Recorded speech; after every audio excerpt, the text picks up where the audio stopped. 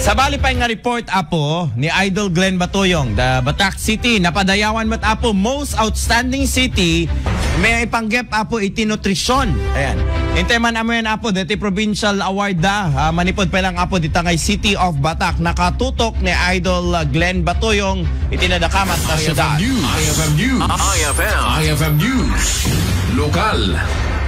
Baligitin sayang kat ti Provincial Nutrition Committee agawad parangal sa Nutrition 2025 anaangay ti Dakkelamol iti San Nicolas, Ilocos Norte.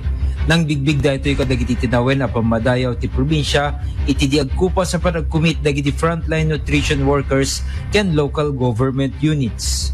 Nakomendaran dagiti barangay ang nakaragpat ti zero malnutrition iti lugar da. Ken pamaneknek iti epektibo at panagplano, di mabannog a serbisyo ken naunay ka pa nakipaset ti komunidad tayo. Nagbalin a keynote speaker ni Governor Cecilia Araneta Marcos ken nang ti panagyaman na kadagiti nakapagpaset nga nutrition workers iti probinsya tayo. Ang inyong dedikasyon ay patuloy nagbibigay ng malaking pagbabago sa bawat tahanan at komunidad sa ating probinsya. Your achievements reflect not only your hard work, but also compassion for every child who deserves proper nourishment.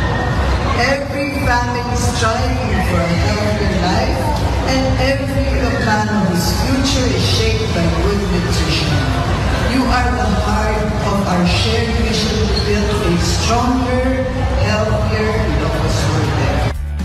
Kabayatan na napadayawan ti Batak City Nutrition Committee a first place kas most outstanding City Nutrition Committee iti probinsya tayo nga Ilocos Norte.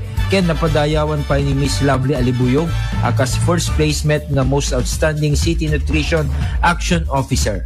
Dahil nga pamadayaw ket nagbalin pa nga inspirasyon tapno agtalinaed ang nasulod at ken naimbag titunggal Batakenyo. Para iti IFM News, Idol Glenn Batuyong, Tatak RMN.